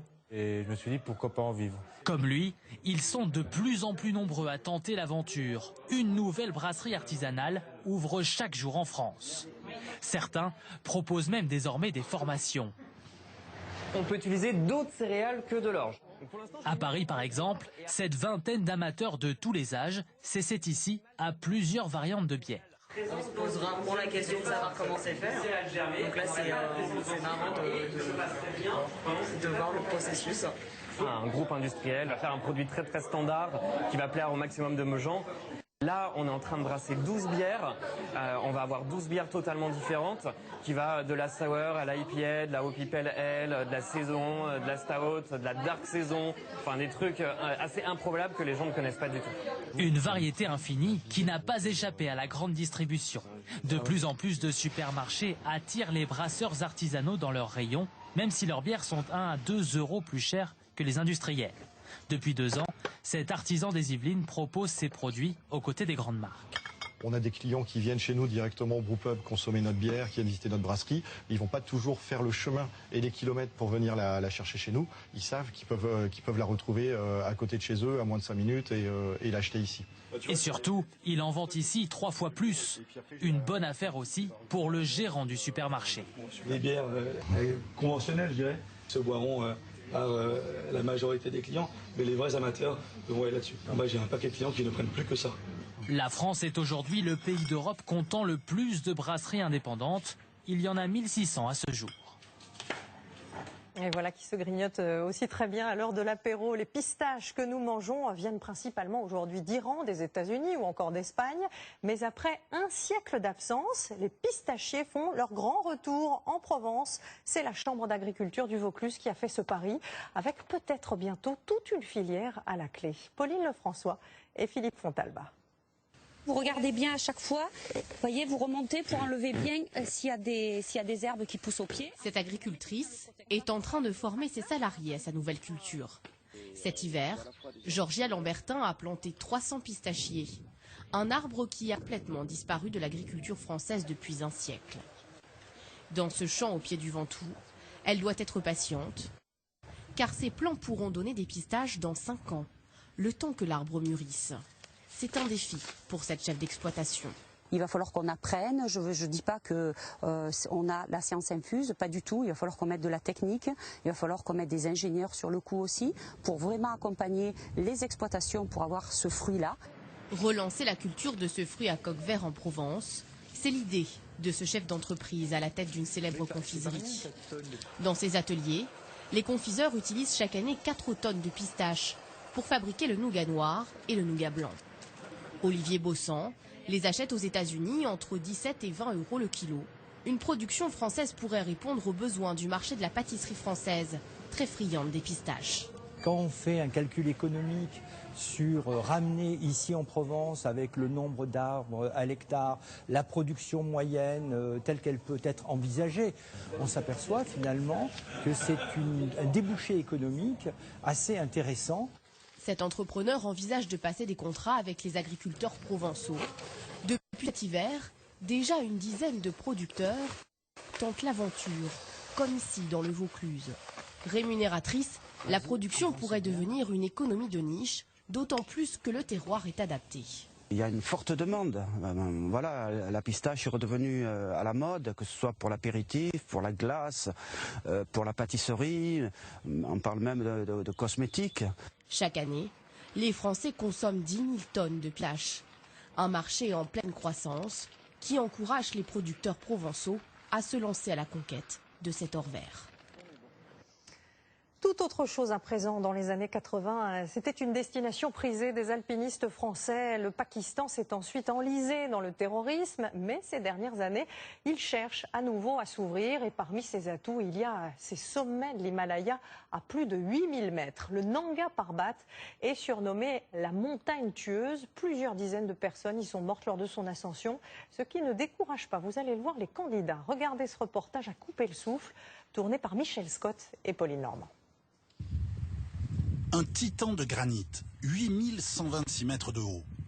Le Nanga Parbat défie tous ceux qui rêvent de le conquérir et ne pardonne aucune faute aux intrépides qui prétendent le vaincre. Le lieutenant-colonel Anjoun de l'armée pakistanaise fait monter son hélicoptère jusqu'aux limites de la portance pour approcher les parois du monstre. Là, on est à 6750 mètres. Seuls les grimpeurs les plus chevronnés peuvent de leur propre force aller plus haut. Le long de ces roches gelées, là où l'air s'est tellement raréfié qu'on entre dans une zone de mort. Vous voyez, on ne peut se poser nulle part ici pour secourir les alpinistes en perdition, comme le Britannique et l'Italien qui sont restés bloqués à cette altitude l'hiver dernier. Au pied de ce vertigineux dénivelé, quelques tentes de couleurs perdues au bord de la moraine, c'est le camp de base du Nanga Parbat, le point de départ des expéditions vers le sommet. Ils sont une vingtaine à tenter l'aventure cette année. Ça va très bien. C'est facile, nous, on débarque comme ça. Parmi eux, 2 Français, Boris Langenstein et Tiffaine Dupérier. Le Nanga, il est juste là. On voit pas le sommet, là. Il est dans les... Les 2 Savoyards côtoient des équipes russes, italiennes, brésiliennes, népalaises. C'est sûr, c'est un des 8000 les plus difficiles. Ouais, c'est un monstre. Bah ouais, c'est un monstre. Bah si, il y a de l'appréhension. Hein.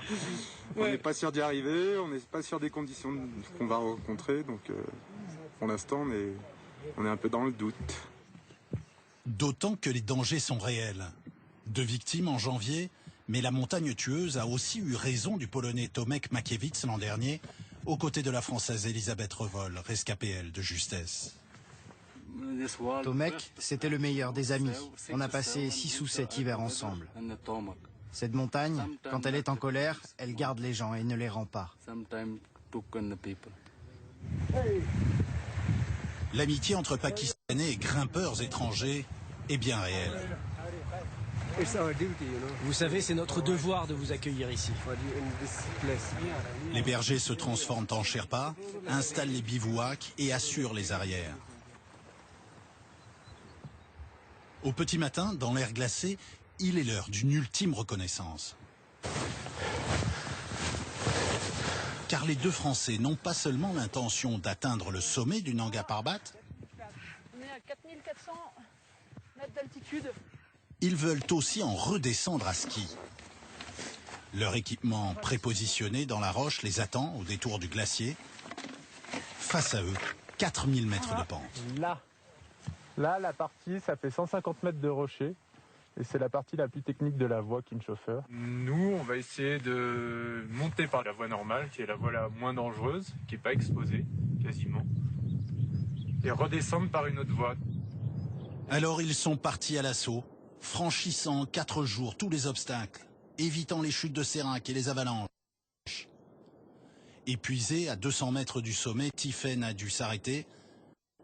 Mais Boris, ce 1er juillet, a touché la cime ultime, à l'altitude où d'habitude seuls volent les avions de ligne. Salut les gars, je suis explosé. Je suis parti à 3h ce matin. Je sais pas quelle heure il est. Démonté. J'ai les mains gelées, mais ça fait plaisir. Mon premier 8000, je suis super content. C'était très difficile. Bah, je vais pas traîner, il doit déjà être très tard. C'est incroyable. Quelle journée, putain. Et comme prévu, à 2 cette fois, c'est bien à ski que le tandem a descendu presque l'intégralité du Nanga Parbat. Comme Boris et Tiffaine, ils sont de plus en plus nombreux à venir découvrir ces hauts sommets du Pakistan. Mais ce sont les touristes randonneurs que les autorités du pays aimeraient voir venir en nombre dans ces vallées où se croisent les massifs de l'Hindu-Kush, du Karakoram et de l'Himalaya. Et après la montagne tueuse, partons au pied du Vésuve, dont les éruptions ont été aussi parfois très meurtrières. La plus connue est évidemment celle qui a englouti la ville de Pompéi en l'an 79 après Jésus-Christ. La lave a permis de conserver les maisons dans un état étonnamment intact et un nouveau quartier vient justement d'être restauré. Préparez-vous à retourner 2000 ans en arrière avec Claire Auberger et David Bordier. Sous 7 mètres de terre et de pierre ponce, un quartier entier de Pompéi refait surface. Au milieu de ces ruines, des mosaïques quasi intactes dont personne ne soupçonnait l'existence. De superbes découvertes. En 2000 ans, la reine Léda n'a rien perdu de sa beauté. Ces trésors ont été déterrés à la faveur de travaux de consolidation du site antique. Pompéi est encore en partie enseveli sur près de 40% de sa superficie. En charge du site, le professeur Massimo Osanna est un archéologue comblé, heureux de partager avec nous ses trouvailles qui permettent d'en savoir plus sur la vie quotidienne au temps des Romains. On est sur une rue de Pompéi, jamais fouillée dans le passé, et comme dans toutes les rues de Pompéi, les façades étaient recouvertes d'inscriptions électorales. C'est comme une affiche électorale. Oui, ici, il y a les voisins de ce quartier qui demandent de voter pour Pacius Proculos, un personnage très connu à Pompéi. La cité a compté jusqu'à 15 000 habitants. Parmi eux, de riches commerçants qui ont bâti de somptueuses villas. Ici, dans cette pièce, c'est la découverte plus extraordinaire qu'on a fait dans les fouilles. Cette mosaïque savante représente le chasseur Orion, tué par un scorpion et transformé pour l'éternité en constellation. C'est pas seulement unique à Pompéi, c'est unique dans les Méditerranéens. Ça, c'est la seule iconographie de cet très connu mythe grec d'Orion qui n'est jamais représenté. Avec ces précieuses représentations, le propriétaire des lieux prouvait à ses hôtes sa culture. De l'autre côté de la rue, une maison avec un grand jardin. Ici, un très grand salon ouvert sur les portiques et sur les jardins avec des fresques très intéressantes. Voici la propriétaire. Elle aime, elle aussi, les mythes grecs. Ici, c'est Aphrodite avec Adonis. Et là encore, c'est Aphrodite avec son fils, les petits héros, qui sont sur la mer à faire de la pêche. Des thèmes liés à l'amour. Au moment de l'éruption, des travaux étaient en cours, la maison était en chantier. Sur le mur, une inscription est restée. Quelqu'un écrit 16 jours avant de novembre, ça signifie 17 octobre, alors c'est pas possible que l'éruption ait été le 24 août. Il va donc falloir réviser nos manuels d'histoire et mettre en sécurité ces ruines, désormais à l'air libre. L'ouverture au public de cette zone est prévue d'ici 1 an. Allez, on va maintenant rejoindre un décor qui lui date du Moyen-Âge. Direction la Cité des Papes et Avignon, où se tient en ce moment le plus grand festival de théâtre au monde. Avec cette année un invité qu'on adore, l'acteur Jacques Weber, qui n'y avait jamais joué. C'est donc avec une grande émotion qu'il est monté sur scène, avec dans les coulisses Florence Lacnec et Éric Josset. À le voir ainsi, détendu, pieds nus, arpenter cette scène immense, on est prêt à jurer que Jacques Weber est un familier des lieux. D'abord, vous voyez quoi, vous? D'abord, je me dis que ça va être plein dans très peu de temps. Non. Et pourtant, il fait devant nous ses premiers pas à Avignon. Prêt à affronter le Saint des Saints, la cour d'honneur du Palais des Papes. Et puis à un moment, on dit top quand tu veux, Jacques, et je suis le premier à rentrer, donc j'entre comme ça, je me souviens. Tac, tac, tac. On se met en rond. Quelque chose et d'un seul coup j'attaque. Poigne. Qui hurle devant son père à sa remise de médaille? Tu hurles comme un cochon à la remise de médaille de ton père. Qui ose ça? Nous sommes en juillet 1911. Il est ce patriarche sévère d'enfants accomplis, tous incarnés par des acteurs d'exception. Ça suffit. La serviette. Mais ils vont assister au délitement du monde, centre déchiré, devant 2000 spectateurs. La pièce est signée Pascal Rambert. C'est lui qui a eu raison des réticences de Jacques Weber. C'est un corps, c'est une voix. Donc je voulais qu'il soit là. Ça faisait 30 ans que j'avais envie de travailler avec lui. Alors il a cherché la meilleure des préparations. Et c'est ce travail de décontraction qui s'est imposé. Bien, hein, c'est vrai qu'on se sent plus léger. Car à l'heure où l'on se presse pour rejoindre ce temple du théâtre, où les gradins s'impatientent, en coulisses, un homme se débat avec son trac. C'est là où on a peur. La confrontation, c'est ça que tu réclames? Rien, bien sûr, ne transparaîtra. Jacques Weber sert à merveille un père cruel et égoïste. Il y a quelque chose de magnifique qui se met en route, qui nous prend, qui nous soulève par en dessous, comme ça. Vous avez devant vous un homme heureux. Voilà donc réconcilié un festival et le plus flamboyant de nos comédies. Et puis avant de refermer cette édition, sachez que c'est la Suède qui a remporté la petite finale de la Coupe du Monde féminine cet après-midi avec le score de 2-1 contre l'Angleterre. La finale, elle opposera les États-Unis aux Pays-Bas, à suivre bien évidemment sur TF1 demain après-midi à partir de 16h50. Voilà, c'est la fin de ce journal. Ce soir, LCI Canal 26 vous propose un grand document sur la répression des fraudes qui ne chôment pas pendant l'été. Sur TF1, vous retrouvez votre nouvelle série Whisky Cavalier. Je vous souhaite une très belle soirée et je vous dis à demain.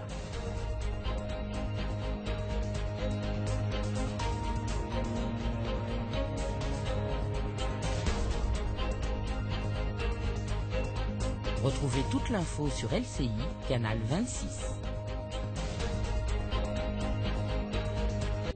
Ce soir, sur TF1, inédit Whisky Cavalier. Votre mission, capturer Andrei Zimbrian. Vous allez vous faire passer pour un couple heureux en mariage. Vous êtes le couple idéal. Oh, c'est un vrai conte de fées. Sur TMC, section de recherche. Double jeu pour une victime. On a une mauvaise nouvelle. Si c'était pas Nathan, c'était qui? Il est où mon fils? Sur TFX, chronique criminelle, affaire Vincenzo Aiutino, les disparus de Longwy. On l'a appelé l'homme aux 5 ans de condamnation. Donc c'est en effet un suspect intéressant. Sur TF1 série film, Nuit d'ivresse. Je peux vous demander ce que je veux? Ce que vous voulez. J'aimerais bien qu'on s'embrasse. D'après la pièce culte de Josiane Balasco avec Jean-Luc Reichmann. Ce soir, sur TF1, Whisky Cavalier. Sur TMC, section de recherche. Sur TFX, chronique criminelle. Sur TF1 série film, Nuit d'ivresse. Et à 22h, LCI samedi soir, présenté par Damien Givlet. Pour voir ou revoir Ninja Warrior, le parcours des héros, rendez-vous sur MyTF1.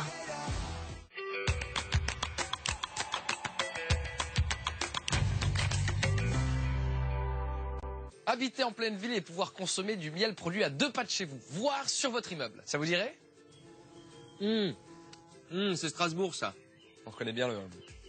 Avec les toits végétalisés, c'est peut-être possible. Il existe 2 grands types de toits verts. Les toits extensifs, version petit budget, qui sont recouverts de plantes qui demandent peu d'entretien. Et les toits intensifs, qui ressemblent, eux, à un vrai jardin, certains même à un jardin potager. Et ce n'est pas tout. La couche de végétation fait office d'isolant thermique et acoustique. Mieux encore, comme les plantes absorbent les eaux de pluie, elles permettent de limiter le risque d'inondation. Et si les toits végétalisés favorisent la biodiversité, ils pourraient bien à terme nourrir les citadins grâce à l'agriculture urbaine. Et bientôt, pour aller au marché, il suffira de prendre l'ascenseur. Ah bah non, il est sans celui-là. Ça donne envie de croquer demain à pleines dents. Elle est pas de Strasbourg, celle-là aussi? C'était Habitons demain avec Leroy Merlin. Plus d'idées sur la maison de demain sur leroymerlin.fr. Tout de suite, le tirage du loto.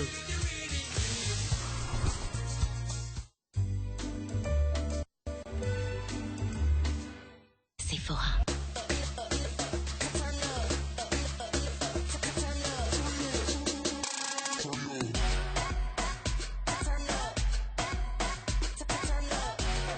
Sephora, au cœur de la beauté. La vie se conjugue au présent. Les enfants arrivent parfois avant le mariage. La maison parfaite arrive parfois avant la voiture de vos rêves. Non, pas celle-ci. Celle-là. Faut-il attendre le bon moment? Non, c'est toujours le bon moment. Configurez votre Audi Q3 sur audi.fr.